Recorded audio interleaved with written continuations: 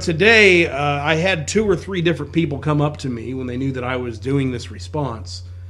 And they told me, hey, Travis, we're going to rely on you to let us know what happened tonight because I just can't stomach watching this guy do another one of these speeches. And I can understand where they're coming from. It was more than a little bit laborious for me to try to do it tonight. And I think a lot of those people thought that they would just be hearing more of the same that they've heard for the last 5 years. And frankly, that was exactly what happened to a certain degree. I was struck tonight, despite the fact that probably 75% of this speech was interchangeable with the other 5 State of the Union addresses he's done. I was nevertheless struck by 2 threads that kind of went through this whole thing. The first thread is something that you're not going to be too surprised about, and we really don't have to talk about it too much. The first thread is the idea that every idea that Barack Obama brings up in one of these speeches for how to improve the economy, help the job situation, help education, or whatever problem he's identified.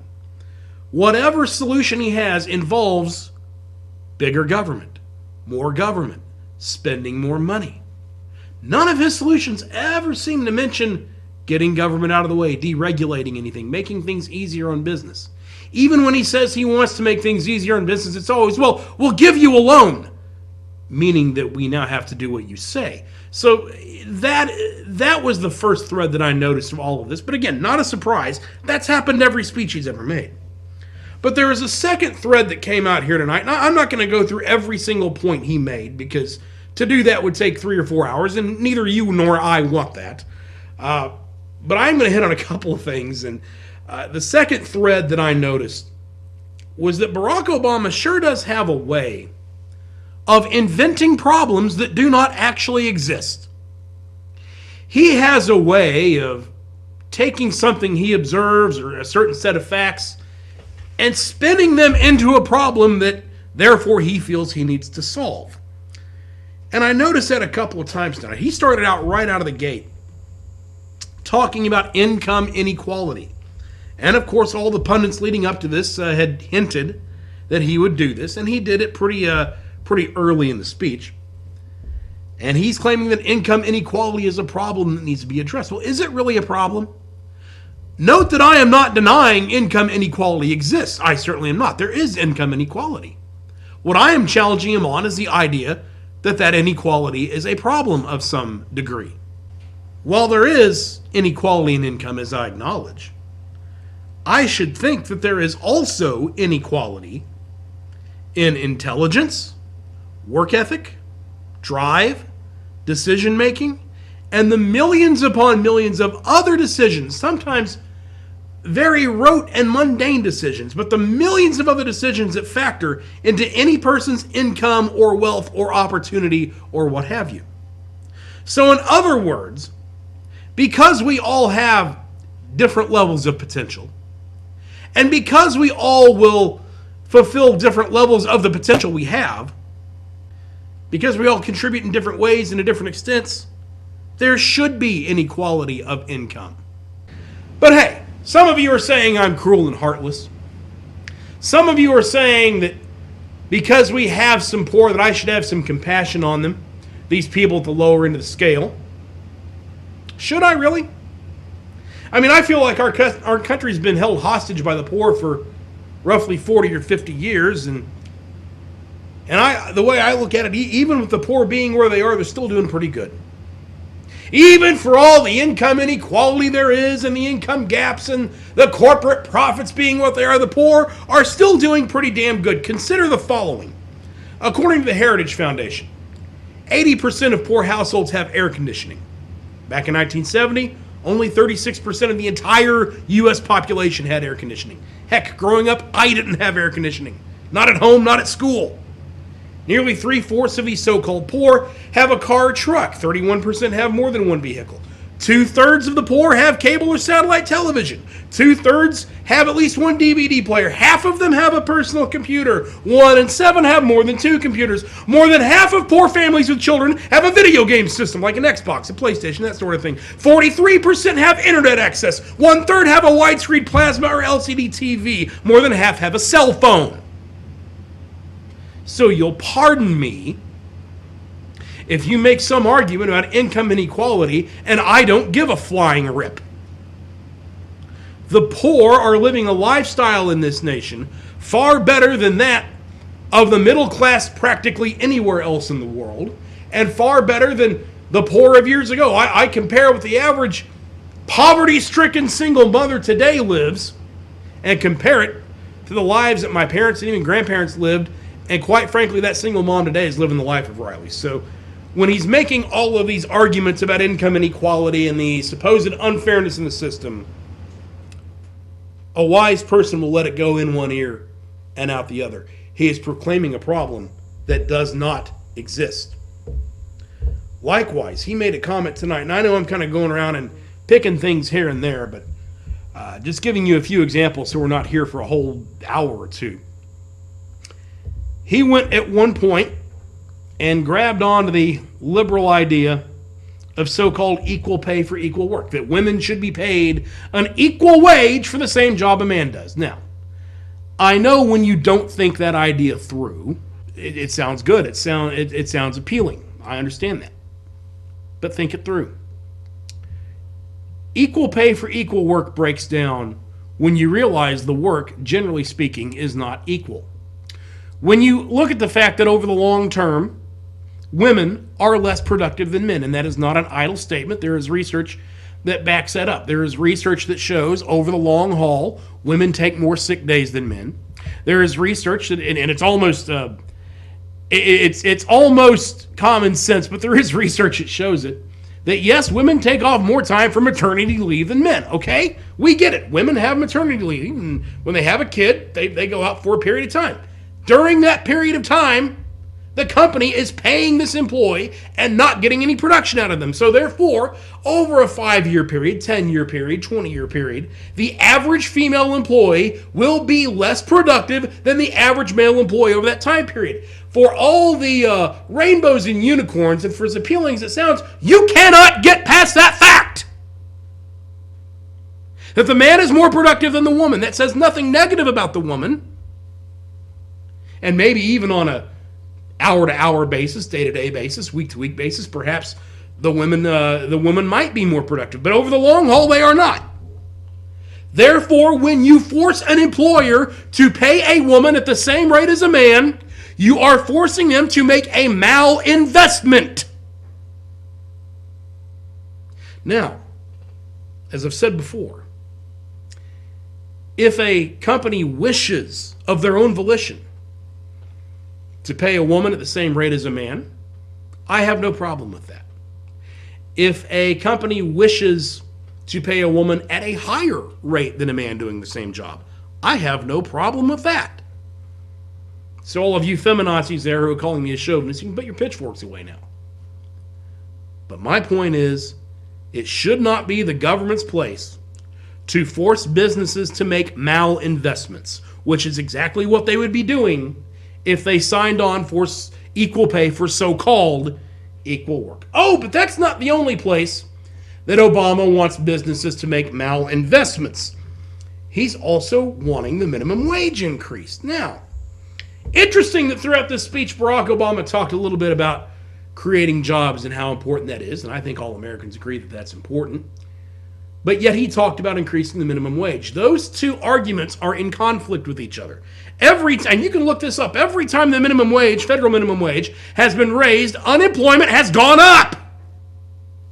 Quite frankly, what you are doing is you're artificially increasing the cost of labor. Therefore, if it costs more money to hire somebody who is at the lower end of the skill spectrum, you'll do all you can not to hire him. You'll do all you can to spread the work you have among the people you've already got. And who gets hurt by that worse than anybody? Who gets hurt by the minimum wage worse than anybody? It is those in the environment who have the least desirable skill set. It is those in the environment whose labor is least desirable. And right now, unfortunately, those are young black males. The unemployment problem in the inner city, particularly among males, is directly attributable to the fact that we have a minimum wage. Before we had a minimum wage, those numbers were in line with the rest of society. They are not now the minimum wage has come about.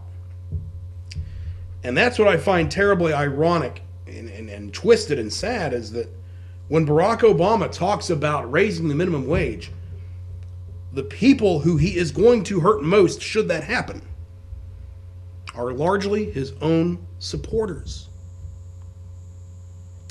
And of course, one more area where Barack Obama invented a problem that does not exist. When he claimed the debate is over and he claimed climate change is real. Even though I could walk 10 feet from this microphone right now, open up the door to this studio, walk out into single degree temperatures. Oh, but climate change is real. Even though we had a foot of snow a couple of weeks ago, multiple snowstorms since, and one coming up next week, oh, climate change is real. You keep clinging to that forgotten idea of the 1980s whose time is past. No, Mr. Obama, the science is settled. Not the junk science that you advocate and the left advocates. No, the real science is settled. There is no such thing as global climate change. And so attempts to force us to change our standards for cars or for buildings or for carbon emissions or whatever else must be seen for what they actually are. Attempts to prevent people from being free to do with their resources what they wish. So yes, Barack Obama spent an entire evening inventing problems that do not exist and then trying to propose solutions to those non-existent problems. I expected at some point he would begin talking about the Easter Bunny and Santa Claus and how we must bring them to justice, because he talked about every other fictional idea under the sun. And yet, it strikes me that there is one very real idea that he didn't seem to grasp. Early in the speech and then later towards the end, Barack Obama made the statement that after 12 years, our wars in the Middle East are winding down. Mr. Obama, this would be news to the Muslims in this world. They still hate us. They are still attacking us. Look at Fort Hood. Look at the Boston bombings. Look, yes, at Benghazi, which you will ignore, and which Hillary Clinton wishes would go away, but it would not. You would like the American people to believe that war is in our past. So much so that you staked an entire presidential campaign on it. Tried to make Benghazi out to be, some kind of uprising because of a YouTube video instead of what it was, a Muslim attack on American citizens. Oh, but for us to have the transformative society that you want so much, we must pretend there's no war. Heck, do you even think we can negotiate with the Iranians? The only negotiation, the only diplomacy we need with Iran involves a nuclear bomb. But I don't trust that you'd ever do that. No, you don't seem to understand the real problems that we face in this world.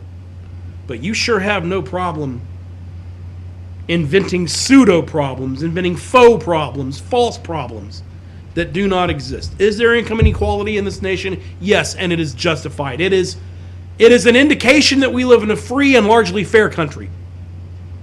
Is there a need for equal pay for equal work? Not when it is enforced by the government. So many women take time off of work, maybe to raise children, maybe for other pursuits, which is their right. I'm fine with them doing that.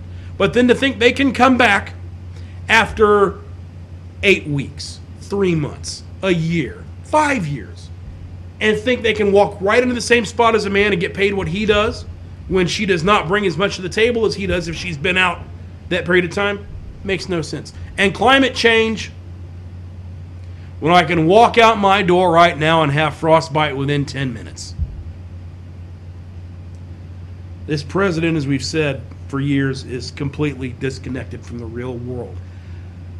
I don't know if it's because he legitimately doesn't see reality, or if it's just because he likes lying to people and thinks that will keep his support. Either way, whether he knows he's wrong or not, It doesn't matter because it's the same disastrous result. But while tonight's speech was more of the same, what we've seen for 5 years, it does show us exactly what we're working with. The man said that essentially he would use his pen and his phone to get done what he wanted to get done if Congress would not cooperate. Well, if that's the case, why do you need Congress at all? You and I both know the answer to that question. He doesn't have that power. He can do some things within the executive branch. He does have that leeway, of course, but beyond that, and of course he can make some regulations in areas that are already in the executive branch, but beyond that, his pen can do nothing. It's unconstitutional. And if he moves forward with this, Republicans, conservatives need to be strong and make sure that he has walked out of the Oval Office in handcuffs, because that's what he deserves. But nevertheless, we all know after tonight what we're dealing with for the next year. We know who the enemy is. We know what false problems he's going to push. So it's all in front of us now. It is time to fight. That's it for this week. We'll be back with a more usual presentation of the video and everything else next time. This is America's Evil Genius, Travis Cook. We will see you next time.